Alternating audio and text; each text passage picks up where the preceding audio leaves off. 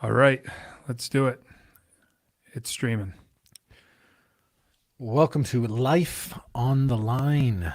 It's a podcast here by Lifeline Community. My name's Bryan. I'm the lead pastor at Lifeline. Joined each time by my sidekick, our pastor of worship and media, longtime friend, Bradley P. Homer. Brad, Hey, how you doing, my man? You sporting a loaded your shirt. yeah. Well, it symbolizes the most greatest terrible day of my life, but I thought that was when we met. feelings mutual. We love to talk about stuff here on this podcast and philosophy, life of the mind kind of stuff, where we call it Life on the Line because we think that some of the most crucial things we can talk about are subtextual things that are going on under the surface or things going on in culture so that we get a sense of how to act and interact. And both you and I like to read, and I had read all of a book except the last chapter, which I finished before we came on the air here. But I recommended it to you, and actually another staff member at our church bought the book for me. And I bought a bunch of books. We go to a conference every year. I do. It's called the Evangelical Theological Society. And I load up on books there. Academic publishers are there, and I enjoy that. And one of our staff members bought a book for me. It's called Faithfully Present. I'll hold it up here, but it's called Faithfully Present. It's by Adam Ramsey. He's I think he's Australian. I know he teaches in Australia and pastors in Australia. I'm assuming he's Australian himself, but The audiobook is in Australian. it's in Australian. Wow. Yeah. Okay. Vegemite sandwich. Now, he I was given the book, and to be honest with you, he gave me the book, and I was like, and all the things that I got there, I was like, okay. But I was like, thanks for the book. I really appreciate it. Man, I read it, and that's why I recommend it to you, because I read it, and I was like, man, this is a couple things about the book in general, and then I want to maybe take a minute. I'm going to recommend that our listeners and viewers would maybe consider picking up the book and reading it. I don't know Adam at all, but it's really a worthy read, and I really think actually if it's for anybody, but it's not often that I find a book where I go, this is for somebody in the middle of their life. Like, it's really a book for midlife. Midlife book. That's exactly how I would have summarized it. Isn't that interesting? Yeah. Why would you have summarized it that? Because it Because you're in midlife. it hit me where I was feeling. It was great. It got you in the feels. And I think the anecdotes, the way he writes, draws you in if you're in midlife, because you're thinking about time being spent and time in the future and how it's been misspent, or how do you hold on to it? So there's a theme in midlife, kind of in the there's like this way where life gets conceived, right? Where when you're 20, 25, even 30, you think comparatively little about the brevity, shortness of life. You don't think about finitude a lot. I mean, it comes sometimes, but it tends to be a kind of annoyance that you're just like, let's just like I go back to, I can remember being in college.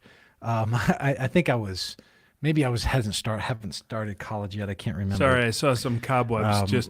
I can't. A long time ago. It was a long time ago, and I remember I was playing basketball, and I had a swelling come up on my knee, and I literally so wanted to play basketball with my friends that day that I went to a walk-in clinic, and I was going to have them drain it just so I could go out and play.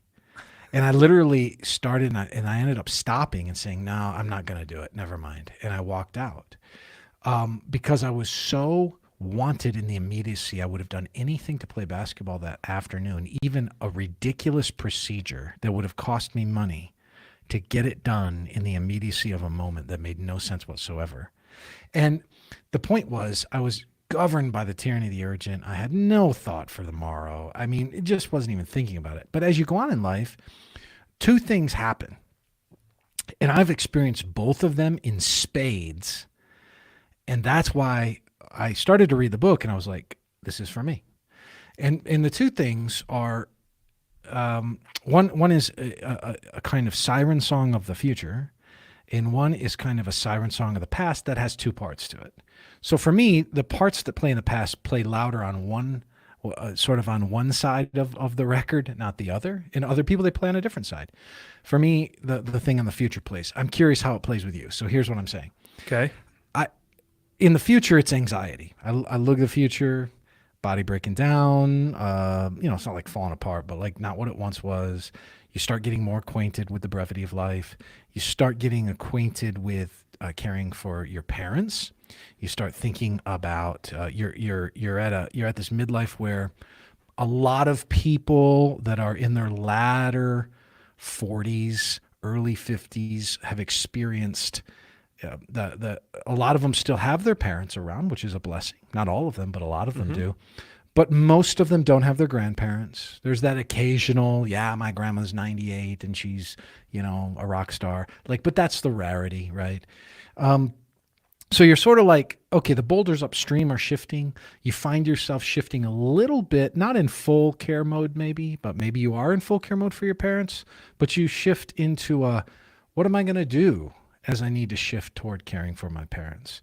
And again, your own health, other dynamics. Your kids also, chances are becoming adults. And if you have yet to parent kids in their early 20s, you might not understand this, but you'll find, and I found pastoring wise even, that parenting in the transition from about 17 to about 25 is some of the hardest territory that parents experience. And so you're in a season where there's anxiety, there's lots of anxiety to be had as you look to the future of your life. The other side then is you look back. And you look back in one of two ways. You either look back in regret, which is quite frankly not a huge issue for me. I know for other people it is, and I'm sensitive to that because I know some people, there's things they wish that they could do differently, and they could, put the toothpaste back in a tube, and they can't. But you also can look back with nostalgia, and he talks a little bit about that, where all of a sudden you get the photo album out and you start getting depressed because you go, man, remember when? And the Remember When song, the Alan Jackson Remember When song sort of plays in your head, and you remember all these things. You go, that's out. That's never coming back. The kids aren't ever going to be, and you can hear the laughter, and you can, I can drive by places and I can remember the kids doing stuff, and, and all the memories come in. At one level, some people can sit over that and go, wasn't it great? And I can do that, but I also can feel this nostalgic yearning that leads me to a place of sadness that it's not coming back. And I felt like this book was more than medicine. It was a little bit of a way to reorient your life, because in a sense, his point, if I can, and you tell me if you got a different sense. Okay. But in a sense, the title's Faithfully Present. The sense of the book is, you can get wrecked on those rocks. And what you need to do is not ignore the future or ignore the past, but you need to focus yourself fully on the gift of today as today. And so, do you plan for the future? Sure. But your efforts are in the joy of planning today, because that's all you can handle. That's all you can do. That's all you can give your yes and no to. And so to live faithfully present is, in one sense, the embrace of what God's gift is to you. And the rest is kind of a siren song where you can actually both wreck yourself, but you can also get so caught up in distraction. You're sort of like scrolling through the old moments and scrolling through the new moments, one in anticipatory anxiety and the other in depressive lamentation. And so don't give in to those siren songs. Is that what you sensed? I think that's a great summary. I think live in the moment in an appropriate way is what he is encouraging us to do, because when you live in the past, you can't change it. And often and he mentions this in the book that our nostalgia is actually very skewed. So the good old days were actually not as good as what they were, but they're pretty good in our minds, and we make up a fantasy about it. And as a result, that's not helpful. We can't change that. And we can't adjust the future and change the future. The idea of taking the season that's the present, well, how do you act to it? How do you engage it? How do you receive it? And he goes into all different little nuances of how you can do that. My point with this is that there are times in the past where I have been present. And I've been present in the moment, trying to absorb it all, not being too busy, trying to be about just tasks, but be about being faithful in the moment. Mm-hmm. I don't think there are many times I have ever regretted when that has happened. That's a great point. But as I look back and I think of, well, what if, shoulda, coulda, woulda, then that kind of disrupts the moment you're in to an extent where you're unable to live in the moment. So I think the book is trying to tell you to live in the present moment, the present season you're in, and understand that God is over it, and he has things for you that are joyful, whether it's a hard moment or a fun moment or a celebration moment. It doesn't matter what moment it is. There's something where God is faithfully there in the present.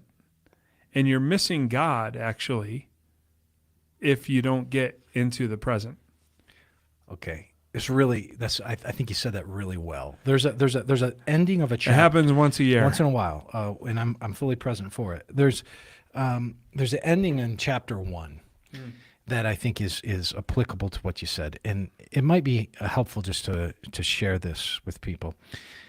He says on page 29 to 30, we are unipresent. God alone is omnipresent. We are finite. Our time is limited. God alone is infinite. He alone inhabits every time and place, and he does so perfectly. Were we to inhabit a godless universe, we would have every reason to despair over the irretrievable passing of time. But time is not flowing backward into a pointless past, nor is it flowing forward into an uncertain future.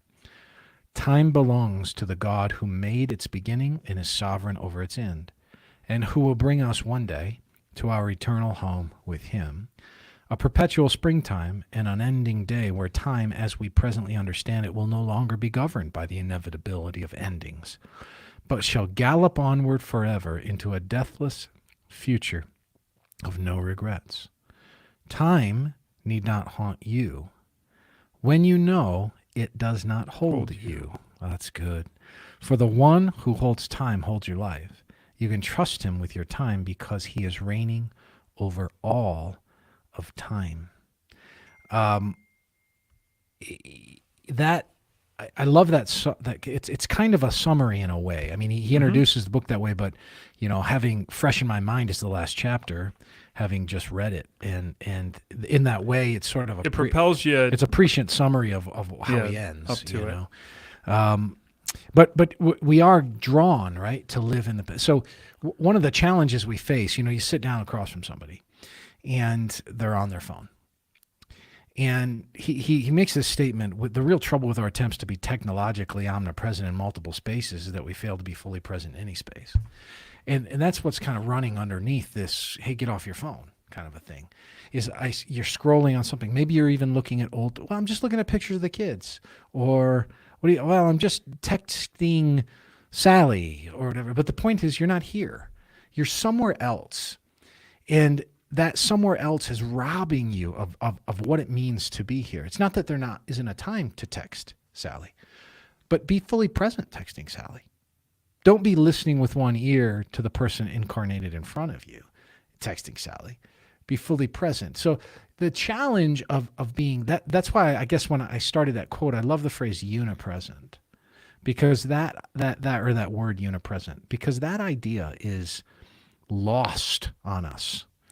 And there's been a lot of a push in productivity literature over against this, right? So Cal Newport, deep work, digital minimalism. He came out with a new book recently, but the idea that that now is kind of, I think, pretty well known in the productivity literature, but for a long time wasn't, and that is the whole scientific myth of multitasking.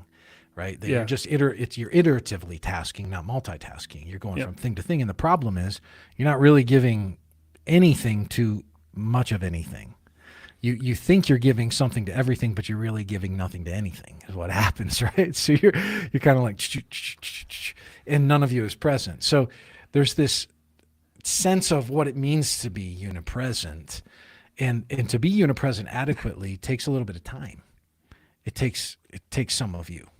Yeah, we all want to be air traffic controllers. They do multitask in a sense. They really have to do multiple things at once. But they're switching. But even with them, they're switch tasking, which is important because whoever they're talking to in that moment actually has to have all of them. Mm-hmm. Because if he only has part of them, that's the thing. That's one of the reasons why you'll find for them they can't bring their phone into work with them. I mean, they can't. They can lose their job for that kind of thing, because anything that would distract, right? Anything that would take them away becomes actually dangerous. A point. So, with Adam kind of encountering this, do you remember some stories he brings up that really touched you in the book? Do you remember some? If you've got one, go with it. There's just so many. I mean, I'm trying to. Well, let me bring up the first chapter you mentioned is about the whole idea of. Is that where he introduces Kairos and Chronos? He does that a little bit later. Oh, later. Yeah. So if someone were to go to the table of contents, right? He talks about time in chapter 1 and just the conceptualization of time as precious, and then he talks about times, and that's where he talks about Chronos and Kairos. And for our listeners, Chronos, which refers to the Greek god Chronos, and the word coming from that. But Chronos was a Greek god that was envisioned as a kind of savage, kind of one who takes. And it's not that Chronos time is the thing that takes from you, but it's Chronos is think chronology. Think time as it marches forward. It's just matter of fact. It moves forward. It in that sense is a taker because it's not something that gives back. It's just the time marches on. That phrase is sort of a chronos idea. Whereas kairos is a Greek term that means opportunity or moment. It's the thing that is in front of you to lay hold of in that way. So one of the things he's trying to get at is, how do you see chronos as kairos in a sense? How do you let the one map onto the other, where you don't just see it as thing that marches forward, but as something to behold, something to take in, something to be present with in that way. So he talks about the chronos, and then he gets into, all right, the ways in which sometimes maybe we engage that. So he talks about seasons and lulls and hurry and pauses and memory and funerals, and he's just playing around with time. And then the latter portion of the book is about what it means to be in that time. In other words, he talks about place. So what does it mean for us to be here as opposed to someplace else? What does it mean to be embodied? What does it mean for us to exist with others? Because his thesis is that largely when you talk about place, you really can only talk about it in terms of a geography, in a sense, your body, and a relationship. And then he finishes with a great chapter on eternity.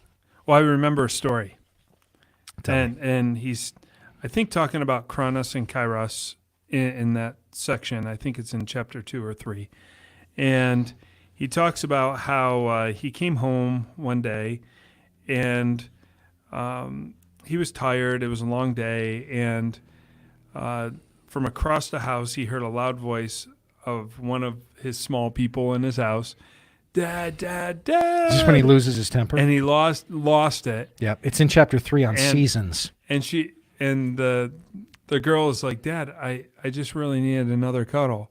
And I think it's just a great anecdote about how we get caught in, chronos.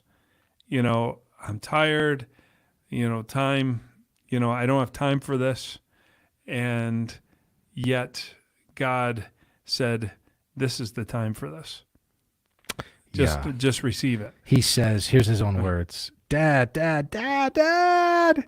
I marched into the bedroom, lost my temper, and began the well-rehearsed rant that I'm assuming is familiar to every parent required to deal with a disobedient child after the hour of 9 p.m. Now, most of our parental listeners know all about that. Yeah.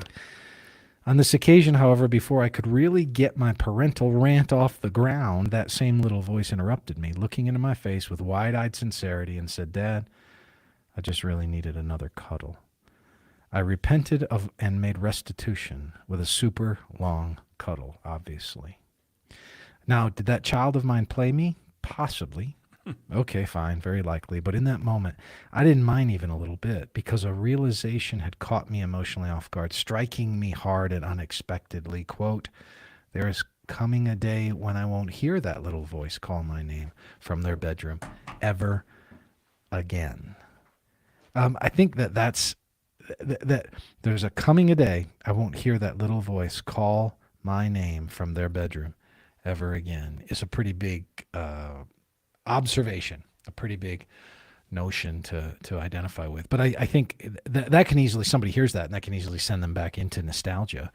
Go, yeah, those were the days I remember. Oh, and now I regret because I passed up that time and so forth.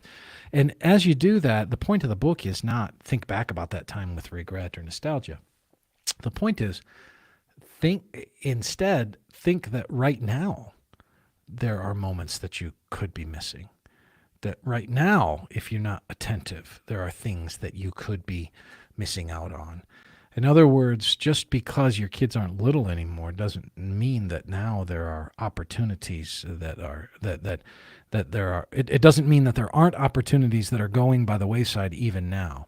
So God in his sovereignty has moments for you. God in his sovereignty has time for you. God in his sovereignty has relationships for you. God in his sovereignty has placed you in a place. So, you get up, drink of the place.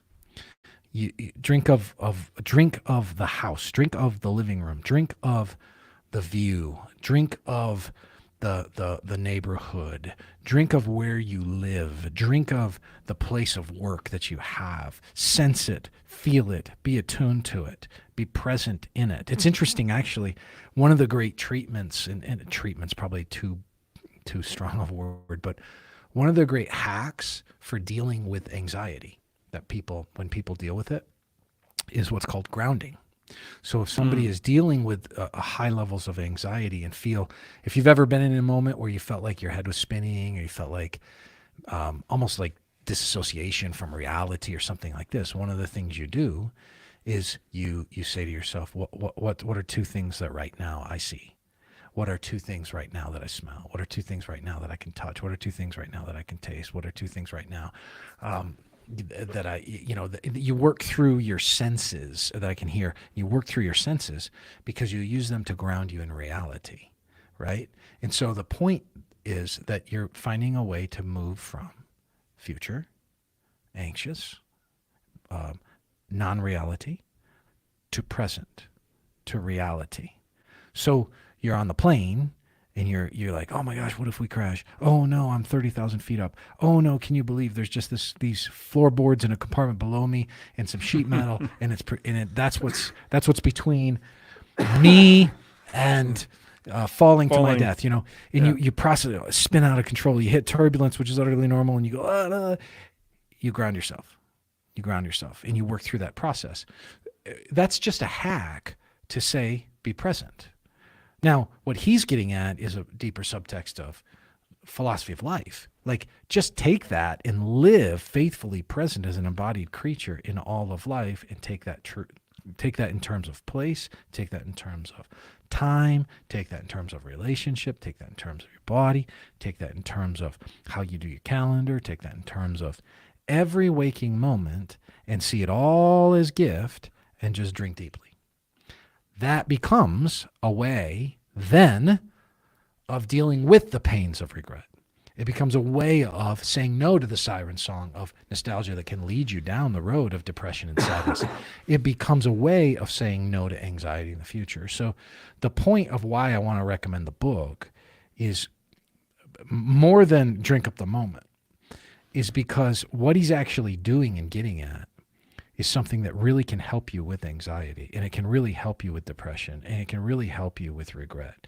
And those are things that people really face in their life, and they are things that emerge in midlife in ways that have a texture that often is common to a lot of people. Sure. And is not as much common in other areas. So one more comment about that. And I can't recall if on a previous podcast we talked about this or not, but I know I have it in some different contexts. There was the happiness index that comes out. Yeah, we've talked about that. We talked about it. And one of the striking things that I found is that people, for the most part, were the least happy from the section of about 30 to 45, which was interesting to me, comparatively speaking to other eras, and that happiness almost was like kind of bookended, and that people later on in life, like 60, 65 plus, were happier. People early were happier. And I do think there's something to this. I think that when you get to 60, 65 plus, you're sort of recognizing, like, finitude has landed at that point. Finitude has landed. When you are young, you aren't even thinking about it that much. But there is this midlife space where finitude has not been like a rub going on meat. It's not been put into the meat yet. It's getting rubbed in, and it's a little painful as it goes in. And I think that this is good medicine for that end to help us. I think midlife is painful. It's painful emotionally because what you're grounding wasn't real. And now you have to figure out something that's actually real. Yeah. And you found out everything you kind of settled in on was not as firm as it used to be. Yeah. And you can either, go back into the past and try to relive it, and you can even try to relive it in the present and, rekindle things and activities that you were doing in the past. And that can be really harmful. Yeah. Or you can only think about the future. However, he does talk about this idea in the last chapter of heaven. Yeah. And he makes a couple comments about how we're to live in light of heaven. Yeah. And that, what's the phrase? As heaven as if it's on earth, and not, what is it? His kingdom is on earth. Yeah. So if we live like that, it doesn't matter how many years we have, we're maximizing the time we have. Go ahead. He says this toward the end of the book. He says, our citizenship in heaven makes the worst times in this world livable, and the best times in this world livable. Leavable. That's right. The best times in this world leavable. Because our hope is not ultimately tied to anything in this present world. So that orientation is not a matter. The thing that the last chapter does is the last chapter keeps us away from saying faithfully present is equal to carpe diem. So carpe diem is seize the day. If you've ever seen the movie Dead Poets Society, it's just great. Great movie. It's a great movie, and there's a lot of fodder of philosophy about being faithfully present actually in that movie. But he sees it because he doesn't have a category for the divine.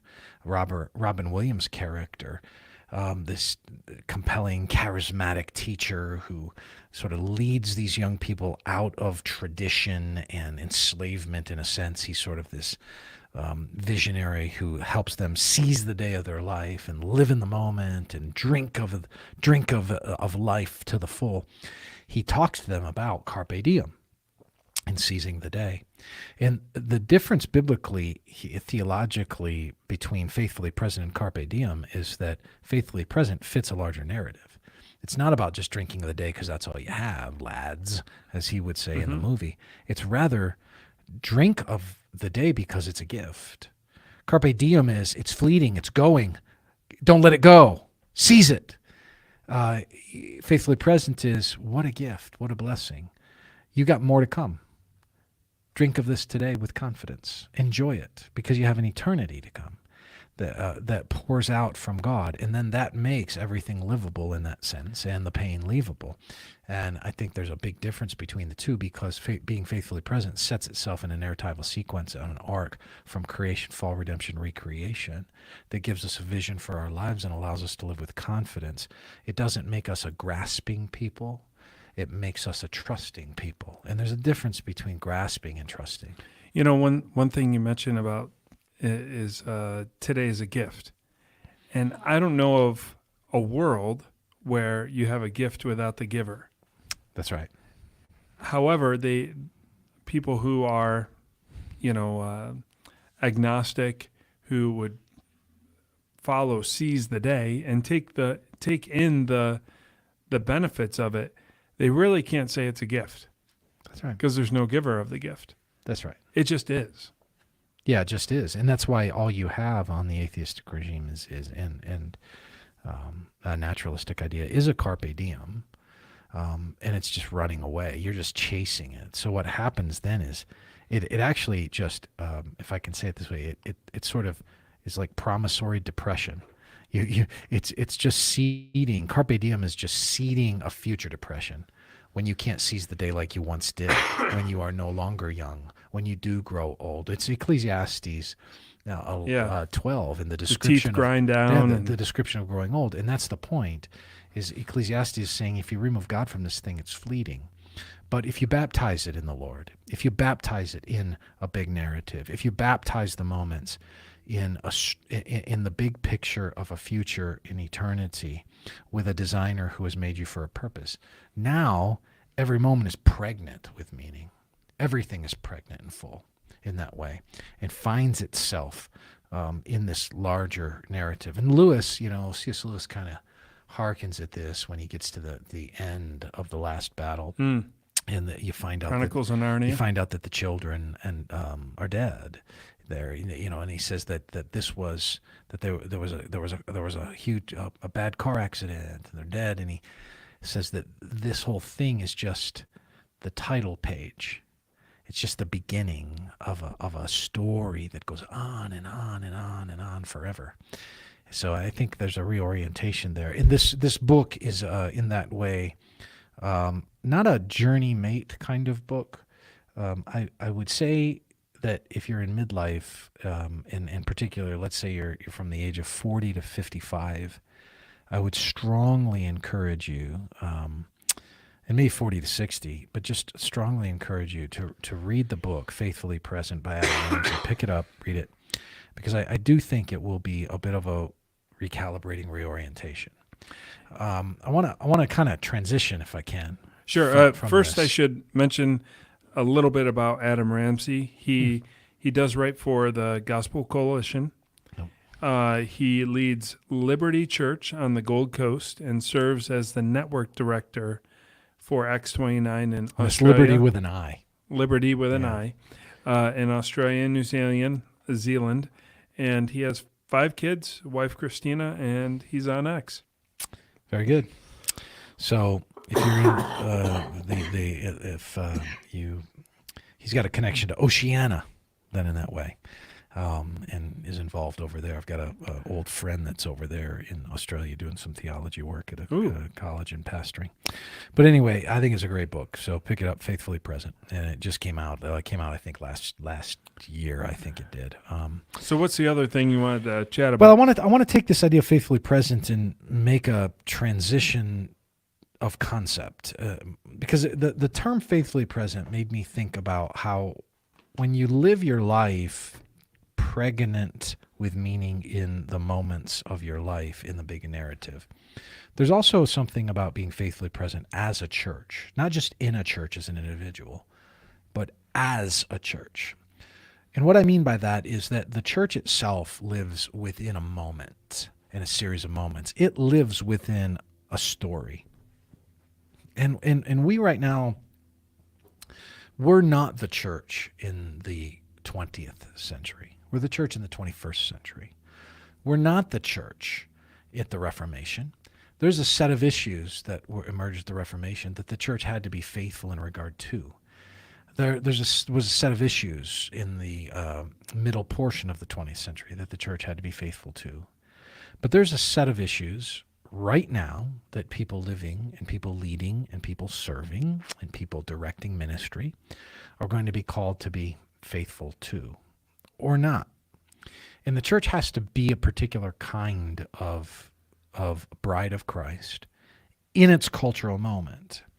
Now that has with it a few different component parts. So it has with it a kind of way of being in the world in terms of a faithful witness.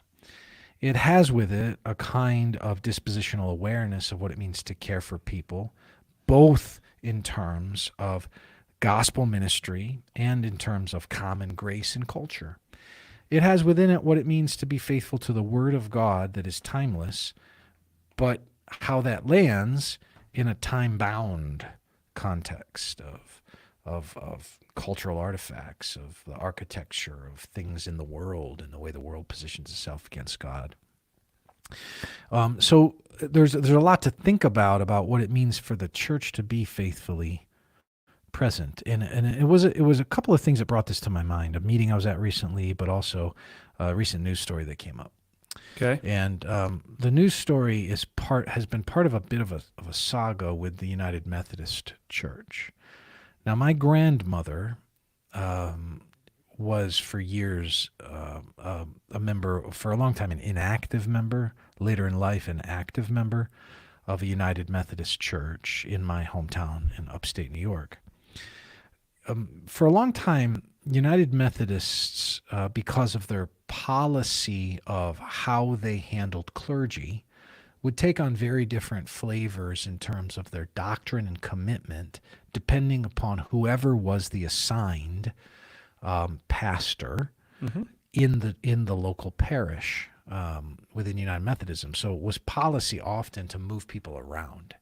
And, it wasn't completely at random. People could be in places for a long time. But they also had, sometimes they wouldn't be there a long time and they would move.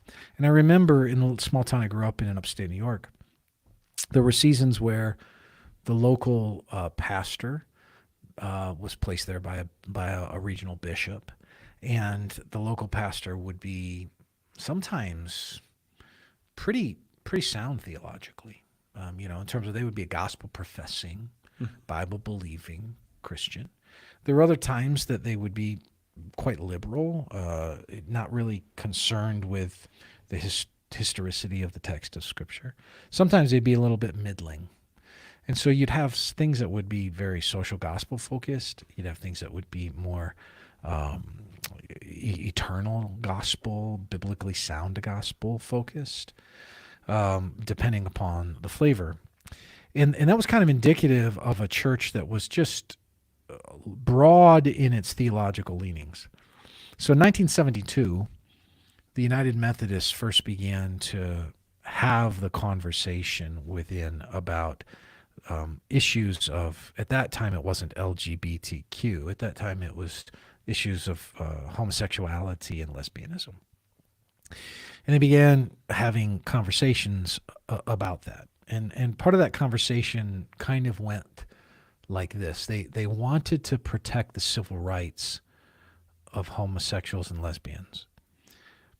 But they recognized that the lifestyle as practiced was incompatible with historic Christian teaching. So the United Methodist Church, coming out of the social gospel movement earlier in the 20th century, had taken on a bit more of a liberal leanings and progressive leanings. And so there has been historically a tension within Methodism. And that tension had been between this orthodoxy and this progressive movement to sort of keep up with the winds of culture. And so institutions were kind of pulled in this. You have historic affinity that exists between Methodism, United Methodism, and Wesleyanism, just in terms of doctrinal affinity. So in a more Wesleyan tradition, you had seminaries like Asbury Seminary. That's a more, not United Methodist, but more historic. In terms of a more United Methodist circles, you'd have like a Duke University and Duke Divinity School and things like that would be given more towards the United Methodist heritage. And so you had this divide that kind of came up within United Methodism that was, how do we have the conversation about gay and lesbian and later transgender and all of these things. It was around 2005. There was a letter that was released concerning the more inclusive, kind of embracing gay and lesbian people within the United Methodist Church. But then in 2019, there was a special general conference that was called. Normally they have it every 4 years. And so in 2019, they called this conference, and it was interesting that it was called because it was before COVID, and they ended up not able to have their conference in 2020 due to COVID. So the general conference got put out to 2024. That's where we are now. In 2019, the special conference was called, and the body was just really, really divided within Methodism on the issue of what do we do with people. Do we sponsor same-sex marriages? Do we embrace lesbian, gay, transgender clergy? Do we ordain them? Like all this was, and so the divide came because of two big factions, and one of the factions was sort of ethnically split. And here's what I mean. On the one side, you have largely progressive movements, not that they were solely Anglo, but they were solely Westernized in terms of their intellectual culture, moving away from Orthodox teaching that says, no, marriage is between a man and a woman, moving away from the monogamous issues, moving away from heterosexuality and what we would call the traditional teachings of Scripture. Yeah, the other side, you had a more traditional concept that was Western in terms of its orientation, but traditional and conservative theologically. But then you had a lot of African bishops, which Methodism is quite prominent in Africa. And so you had Methodism that was in African context that was really kind of growing in terms of its own traditional conservative flair and conservative nature. And so as that kind of rift between a conservative side and a more progressive side emerged in 2019, it very much became clear that things were headed a direction culturally. So in 2022, the Global Methodist Church was founded. There was a bunch of conservatives that had left Methodism, had formed their own group. Now, in that context, you had a departure from the 2019 gathering of like 7,600 conservative congregations that left. And you had the formation of this Global Methodist Church. So that left United Methodism largely in a context where it was pretty much left as dominated, as it were, by liberals. So you fast forward now to today. You have a Global Methodist Church founded in 2022 with conservatives that left. You have a liberal United Methodist Church that's left because many of those conservative congregations left in that 2022 movement. And so you have now a conference that took place just this past week on May 1st. There was and April 30th. There was a vote to approve a number of things that had been on the table going back to 2019. Now, the votes that came out to approve the LGBTQ agenda and affirm it was a landslide. Again, it was a landslide because So many already left the Global Methodist Church and formed this other denomination. So the vote that where it was torn up in 2019 now became completely a landslide vote. 692 to 51. 93% approval. 93% approval. 692 to 51. They approved the following tenets. They approved LGBTQ clergy and bishops. So LGBTQ clergy and bishops can now be ordained. There was a moratorium that was placed on any discipline matters that were existing out in the culture regarding clergy that had violated any previous rules that they had under the old construct, where it was thought to be incompatible or anything like that. If there were any discipline issues that were outstanding, they put a moratorium. They're no longer moving forward with any of those discipline issues regarding any violation of rules pertaining to LGBTQ issues.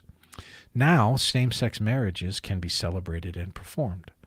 Now, funds, official church funds, can actually be used to promote the acceptance of homosexuality.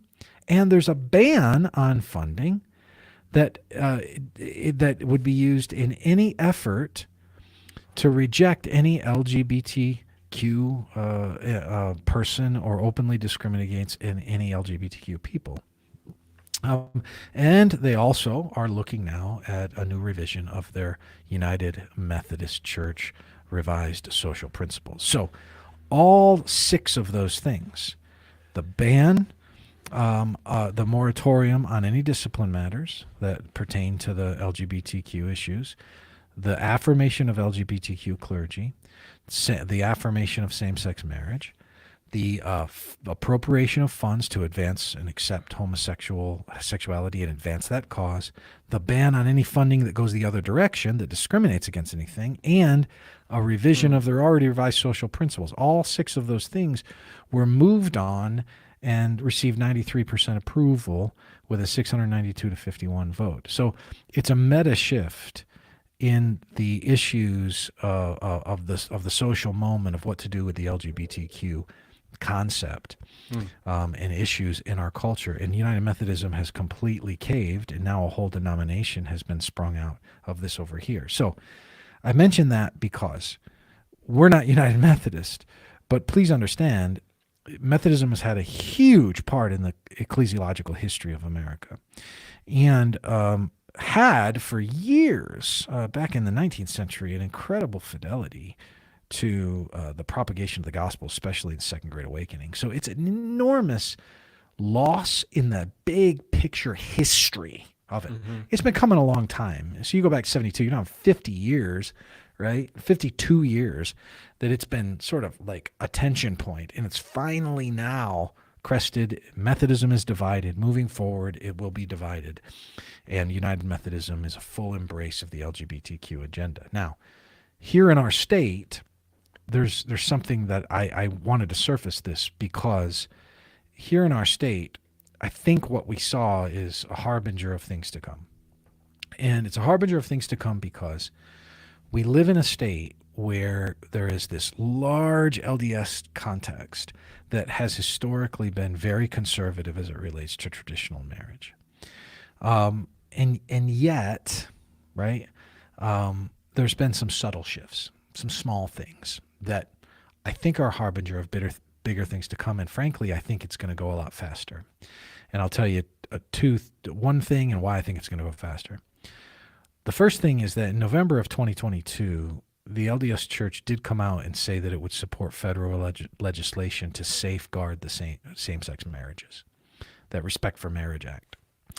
And that when that came out, and we had 4 congressmen that all, or congresswomen too, that all supported it, who were all conservatively elected, and they all supported same-sex marriages and the right to protect that. I think that was a bit of a window into where the larger cultural zeitgeist is headed in our own state, which is lagging behind the broader culture.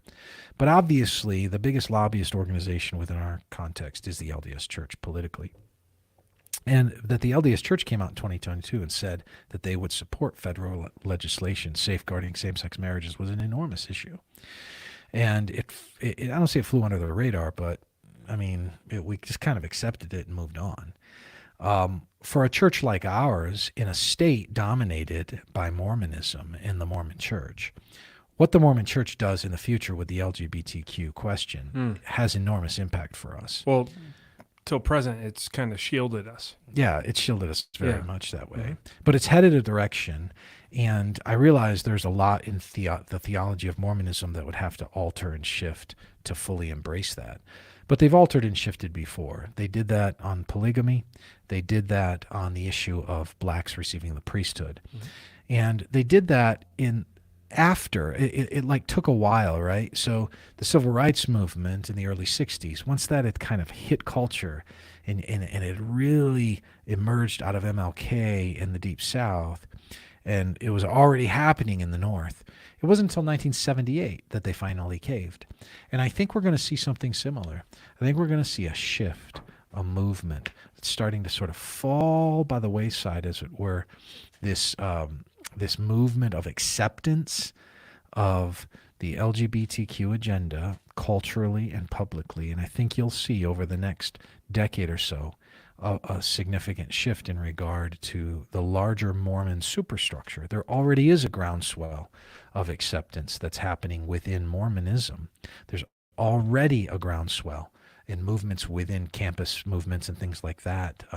When it comes to college campuses in Utah, there already is a movement within subgroups of the Mormon Church to accept lesbianism, homosexuality, transgenderism, not merely to accept in the sense of we say yes to not being bigoted towards people, but I mean actually to affirm that as a viable alternative lifestyle. Now, to be clear, the LDS Church has made no such movements at this point officially. They make clear that they are disavowing homosexuality as a lifestyle and so forth. However, we just need to be aware that I think there are things within Mormonism that will not be able to ground it. And so this is the point I wanted to make. When your whole doctrinal superstructure is largely based on progressive revelation, you open yourself to not have theological and epistemic moorings for the direction of it in the long term. So because it's based on progressive revelation, it's possible, just like polygamy changing and the black issue changing, which I'm glad that certainly those things changed at one level because they weren't socially the kind of thing that mapped onto the common grace of God. Nonetheless, this looks to me like it's probably going to follow suit. Now, what does that mean? It means that the church in Utah, the Christian church in Utah, trying to have fidelity to orthodoxy, is going to ask itself this question: will you be like the United Methodist Church and you'll just go with the groundswell? Or will you be willing to be even further strangers and aliens? When I moved here 20 years ago, the church, I came in part because the LDS Church didn't map on doctrinally, but it did map on morally. It has mapped on morally for the most part in a lot of ways.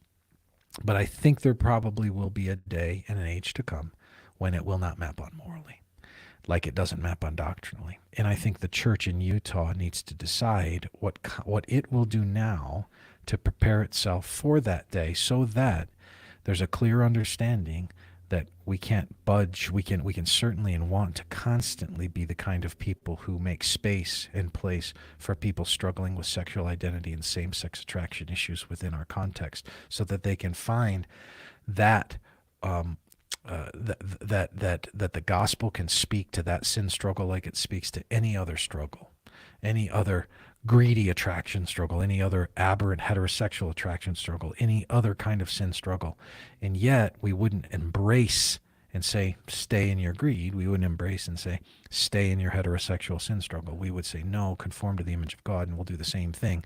The church, though, is going to have to navigate how it will hold that orthodox line and not yield like the United Methodists have yielded, especially when I think the culture around us in Utah is going to really ramp up on that issue and cause more pressure than we've seen in a long time. So similarly to the book, in your individual life, you shouldn't take your cues from culture to substantiate, how you should live today. Correct. The church, the Methodist Church, potentially based on history and probably in the near future, the LDS Church is going to take their cues from culture to be more palatable to culture rather than taking their cues from the Bible. And you're saying that's how the church could be encountered with, are you going to be faithfully present? Yes. That's or right. not. That's right. Mm-hmm. And so we have to ask ourselves, how will we anchor ourselves? So, going back to where we started the podcast, faithfully present in terms of the individual life and Adam Ramsey in the book and what he talks about is that you anchor yourself to the gift that God's given you today. What we have to do is anchor ourselves to the Word of God as His gift for us today, to anchor ourselves to that. Otherwise, we'll get swept away. And the point that I want to make is that's not something we can think about in the future, because if the past is any indication, the culture in which we live here in Utah, that the LDS Church will likely follow suit with that progressively, that it's probably only a matter of time if the past is any indication. So we should be wise in that way, as serpents, right? Yeah. We should be thinking about that and how we will anchor ourselves, and it will cause more marginalization. So what are some ways we at Lifeline have prepared for that? Yeah, I think we've prepared for that by developing a 10-point statement that deals with the issue of human sexuality. We've also drafted a different statement that deals with the issue of gender roles. And sometimes there's overlap between some of those discussions, not completely, but there is some. And we have tried to get in front of that and to map that out so that we're prepared to be able to say, here's where we stand on this. And those are static documents in a sense. In other words, we made those anchored and moored to the timelessness of Scripture for the cultural moment. And then out of that, they're not just merely statements about we believe this, we believe this, we believe this. They're also statements about the kind of church we want to be in the cultural moment, because we do want to love people who are struggling with same-sex attraction. We want to help people who are struggling with gender identity. We want to help, but the point is you're struggling with it. If you're struggling with it, it's not something that is acceptable. It's something that you can accept the fact that someone's struggling, but that doesn't mean that you affirm them in the struggle and keep them there. You want to pull on that and say, no, come out from that. So to sum this whole thing up, I got one more question for you before you sum it up. What do you think, as people look at or hear us and hear you talk about this could be the future, what do you think it really looks like to be a Christian in 5, 6, 7 years, or a church? How do you see it landing? Yeah. I think it means probably ways of relating to civil government that might be interesting, where there's certain ways in which I can see a realm where I don't hope for this, but I can see a realm where I don't sign marriage licenses anymore. Mm-hmm. I can see a realm where we do covenant marriage ceremonies and we work in concert with having you go to a legal place and have it signed. I think it hits in areas of how we relate to licensure and counseling or things like that, potentially. I don't know that it will, but it could. If we're in a spot where all of a sudden you can't counsel in a way where you can share God's view about design and about marriage and about sexuality and about orientation and all those kinds of things. So I think a lot of it has to do with how we will position ourselves in regard to certain governmental entities. And that's one of the reasons I mentioned about the LDS Church being a large lobbyist organization in our state. It has been a shield to us in a lot of ways.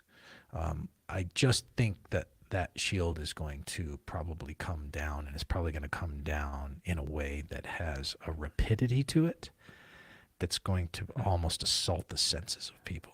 I don't think it's going to be. So my point in that is not to be apocalyptic or sort of a fear monger at all. It's just to say that we are by nature strangers and exiles.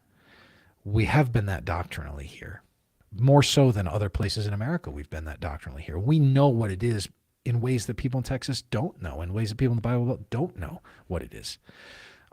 But we also have been shielded in that, in terms of some of the moral fabric and the legal dynamic. That is the part that we have to prepare for the change. Let me make a comment. Sometimes pastors, churches, they believe that they shouldn't be involved at all in government politics and engaging in that. And I think to be faithfully present as a church, this might be an indication that you need to start developing relationships with people in government so that you can have a conversation. I think to be present as a church in the community, this is not an option anymore. It's a necessity to be engaging and involved. What do you think about that? I think it's good. And I think you get on your school board and you get in local politics and all this stuff. And I know sometimes people might listen to me in past podcasts. And so I think some people get the impression that somehow I'm against that or something like that. I think people have gotten that impression. That's not the case. In fact, my history isn't that. I've lobbied downtown and in different subcommittee hearings and all kinds of stuff. So I'm all for that. The challenge is always make sure it's a one direction piece. It's gospel to politics. It's not politics to gospel. And that's the part that the church has struggled to do well. They've let it backflow and gone politics to gospel. It's never that. It's always gospel to politics. So become a gospel-centric person who's anchored and moored to good theology, and then take that into to take that into the board meeting. Take that into the PTA. Take that into being a councilman or councilwoman. Take that into a mayoral candidacy. Take that into local government. Take that into your state government and your federal government. Work it all through. That's great. But as you do that, stay anchored and moored and lobby as best you can for the sake of the glory of God. So be faithfully present in space and time as an individual. Be faithfully present as someone in a church and help your church be faithfully present, anchored and moored in our cultural moment as we move forward. Thanks for joining us today. Check us out. You want to email us, Bryan, Bryan, at lifelinecommunity.com, Brad, Brad, at lifelinecommunity.com. And we'd love to chat with you about any of these things. Take care. Sorry about that. Wow, that was a fit. It was bad. Man. Oh, well, I'm going to the doctor tomorrow morning. You might have to edit a little bit of that. Yeah. I don't know. Yeah. I have to kind of see. Audio-wise.